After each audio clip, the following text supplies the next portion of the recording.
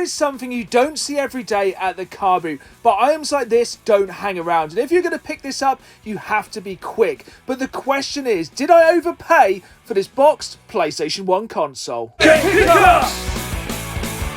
Videogames! Road trips!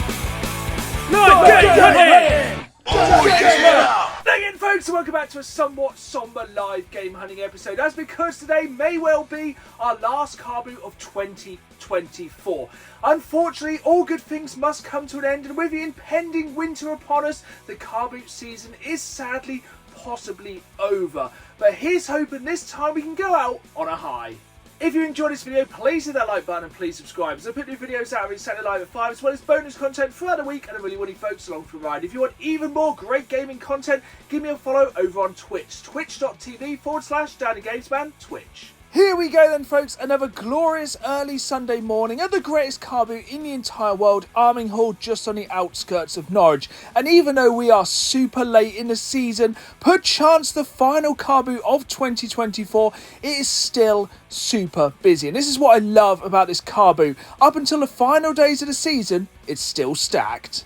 Within the first few stalls, we are finding games, even if they are basically shovelware for the PlayStation 3. Nothing too exciting here, but here's something a little bit different I've been keeping an eye out for recently. First editions of books, especially Harry Potter. It's easy to check if these are first editions, and if you can find one, well worth picking up. Moving on, we found some more video games here, hiding amongst some DVDs, a triplet of PlayStation 4 games, and honestly, if I can pick these up cheap enough, I'll probably pick them up. I think I have most of these in collection. Maybe they'll flip into CX. Let's find out how much they are and decide whether to grab them. How much your games, please? Quid each? Yeah, I'll grab. Not a bad start to the day there then. 3 PlayStation 4 games for just £3. Moving on, I did find all of these Cards Against Humanity expansion packs, but I think they were asking £6 each for these, which is a real shame. It's a game I played to death during lockdown. It would have been cool to pick these up, but for the price I did pass. But let me know in the comments down below if you'd have grabbed these. Moving on, and we did manage to find some more PlayStation 4 games. I'm seeing these more and more often at the Carboots, but unfortunately there's nothing I needed here this time. Then on the next stall was an interesting selection of CDs and some music DVDs. Now, I'm old school. I still listen to CDs, especially in my car, and as a metal and punk fan, there were some really good CDs here. And I did pick a couple of these up because they are 50p, and I'm still a firm believer in collecting physical media, even when it comes to music. Most people might think CDs are dead, but for me, I'm still a collector. As well as playing video games, I also love playing D&D,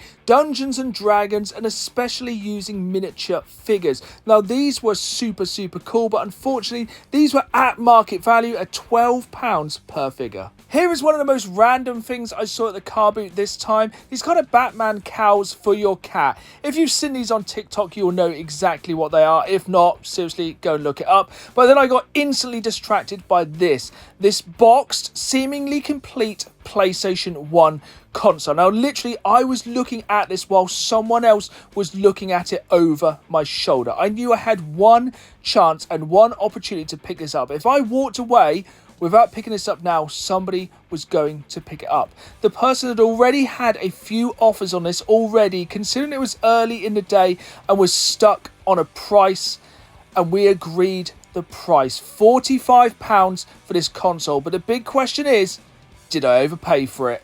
After dropping 45 quid on that PlayStation 1 console, I suddenly became super tight, offering 50p on this £1 Xbox One game, but to be fair, it would set you back £1.50 in CEX. Moving on, we did find some more Xbox One games, then we found some PlayStation 2 shovelware games, and honestly, the Carboot is where these games go to die.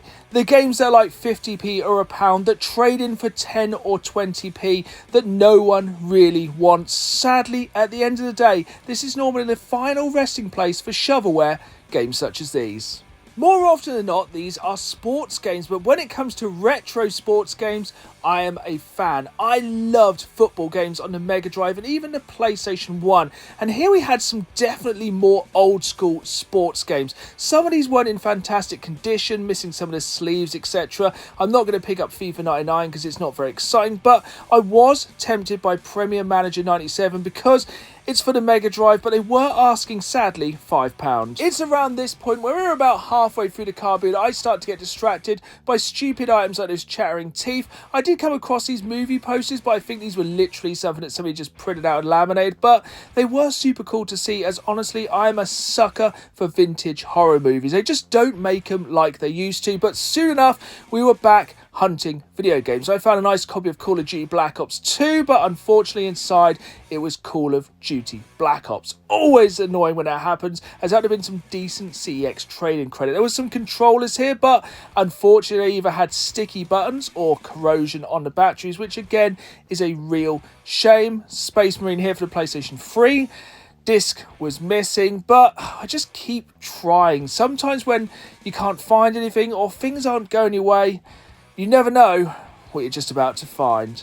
But it doesn't seem like my luck's changing yet. I found this empty box here, which I thought might have an Xbox game in.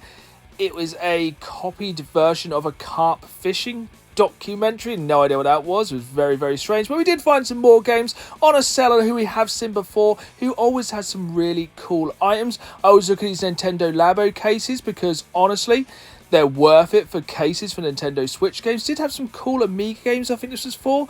Harlequin, very cool looking game. Not one I've got any knowledge of, but he did assure me it's a fairly rare game, but unfortunately I just don't have the greatest knowledge of those games. There's some really cool bits on here, some PlayStation 4 promotional items, some decent Xbox 360 games. You can see copy of Deadpool there at the back, ECW for the PlayStation, Call of Duty, Steelbooks, some really nice bits here from this seller. Now, if you've been watching my videos over summer, you'll remember this is the seller who was selling copied copies of games, the kind you can run with a muck boot memory card, much like this one right here.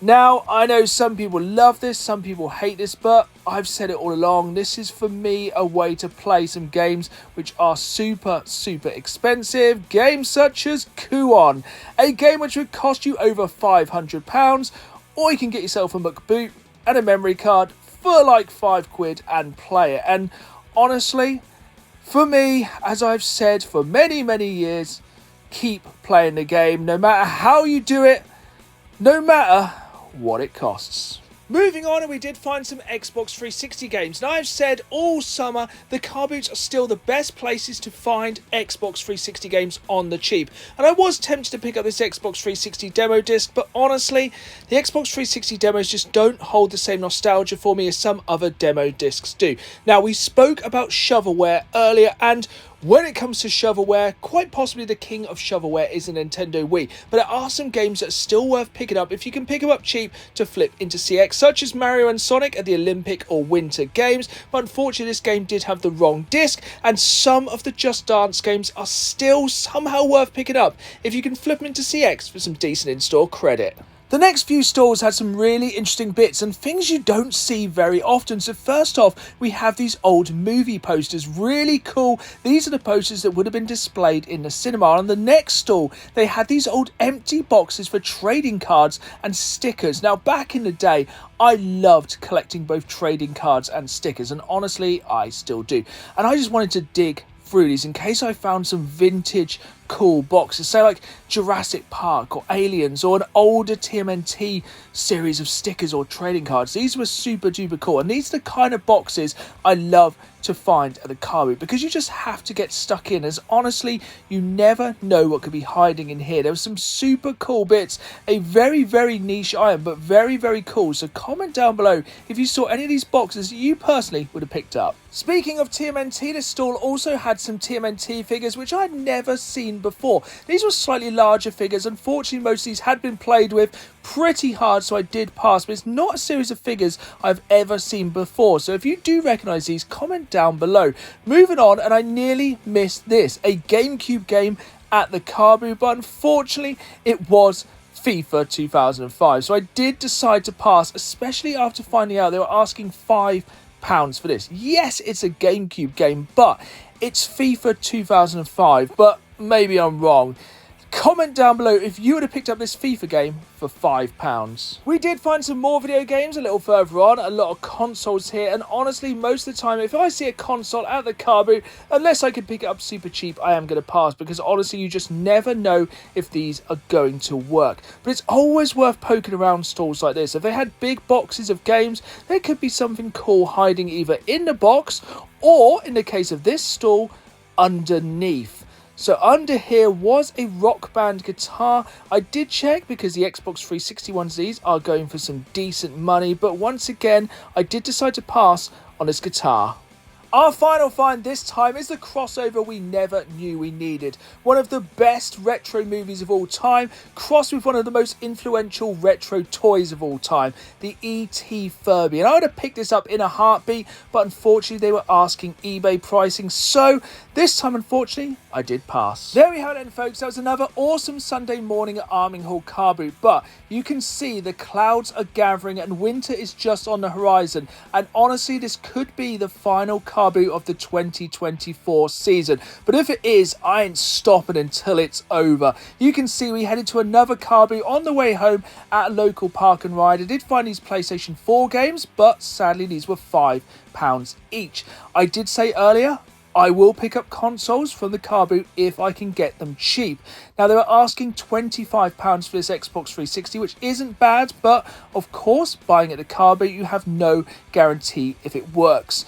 And guarantee is something I always have to think about when I pick something up at the car boot. That's why I did pick up this PlayStation 1 controller, because for £1, it's worth the risk. I did find a few more video games at this car boot, but honestly, this car boot is sadly a shadow of its former self. There was a time when this park and ride car boot was the same size as Arming Hall, but unfortunately, its glory days are behind it. I did find this PlayStation 3, but once again, you have no guarantee if these consoles are going to work. They were asking a decent amount of money on these, so I did pass. There we have it then, folks. 2 car boots on a Sunday morning. Once again, the horizon is looking cloudy, and who knows, maybe that was the final car boot of 2024. Here we are then, back in the games room after what could be our final car boot of 2024. And it did feel like the season was drawing to a close. The pickings were slim, but we did manage to pick up some awesome items still for the collection. Starting off with this triplet of PlayStation 4 games. So first off, we have Watch Dogs. All of these were just £1 each. I do already own this one, but unfortunately as well, it doesn't trade in very well to CEX, so a bit of a fail there. Then we have Killzone Shadowfall, which is a game I actually got with my PlayStation 4 when I first bought it. Fantastic game, and a game we really need a sequel to. And finally, a game which I don't own for the PlayStation 4, Battlefield Hardline. Now, this is a game I've never jumped into. I just don't really see the kind of... I don't really understand this one. Battlefield for me is about big military operations, not exactly local law enforcement, but let me know if I'm missing out on this and if it's somewhat of a hidden gem. I'm always on the lookout for CDs and music DVDs when I'm at the car boot, because honestly, it's the cheapest and best way to still pick these up in 2024. And yes, I do still have a CD player in my car, which is where that Avenged Sevenfold CD is. But I also picked up this DVD right here, Bullet for My Valentine live at Brixton. 50p each for this and the CD, and honestly, as a music fan, this is still an incredibly great way and cheap way to collect physical music in 2024. It's not very often you see CIB Mega Drive games at the car boot, and at first, when I saw this copy of Premier Manager 97 for the Mega Drive, they were asking £5 for this one, which isn't bad, but I went back at the end of the car boot and picked this one up for just £3, and honestly, this is pretty minty for a Mega Drive game from 1997, and for £3, I was just happy to pick up a CIB Mega Drive game from the car boot in 2024. Before we get on to the main event of today's pickups, we do have another PlayStation 1 controller here, which I picked up for just £1, because honestly, you can never have enough controllers. Which brings us on to our biggest pickup this time, and the main question is, did I overpay for this boxed PlayStation 1 console? So I paid £45 for this console. Now, this was early in the day at the car boot, and I knew I had one shot and one opportunity to pick up this boxed console. And as you can see, This box is in absolutely fantastic condition. I had a quick peek inside of the contents, but again, I'm asking the question, did I overpay for this console? So inside we have not one, but two bagged PlayStation 1 controllers. So today I picked up 3 controllers, and at first glances I thought this is in incredible condition. Then when I got a little bit deeper in, I could see the console is also in here. It's very hard to slide out. In really good condition, still wrapped with the polystyrene. And at this point I was thinking, I have not got long, I have to make a decision. Am I going to pick this up or leave it behind? It has some of the literature in here as well. If anyone remembers, you could send this away. Yes, that's what you did. You sent away this right here, and they sent you the free demo disc. And here we have the PlayStation 1 console inside.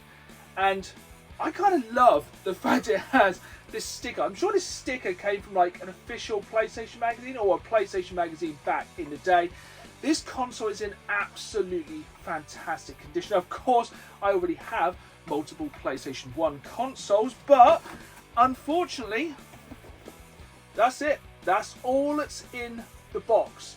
The power leads, the TV leads, and the memory card are all missing, but we have the console and the 2 controllers. And honestly, more important than that, this box is in absolutely incredible condition.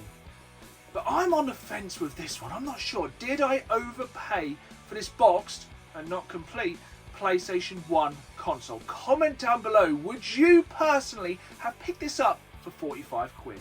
But that's not quite the complete story. That PlayStation 1 console also came with these 2 strange, maybe PlayStation 1, maybe PlayStation 2 third-party controllers. Now these are strange for many reasons. So at first you think, oh, they're just some kind of knockoff PlayStation controller, like third party. Then I realised, as I unravelled them, these are connected together. Like these controllers are linked at the top by this wire, and then the other wire goes to a USB connection. I have literally no idea what these are. I don't know if you can see the small symbol there. If anyone has any idea what these controllers are for, please comment down below. These are a real curiosity for me. There we have it then, folks. That was the 2024 car boot season. And even though I hit up so many car boots over the course of the year, of course, I'd have loved to have hit up more. But unfortunately, real life and most of the time the weather did get in the way. But it's been an absolute pleasure to take you along for the ride that was the 2024 car boot season. And of course, we'll be back in 2025, bigger, better, and hopefully hit up more car boots than ever. So if you enjoyed this video, hit that like button, subscribe, and as always, keep playing the game. See y'all soon!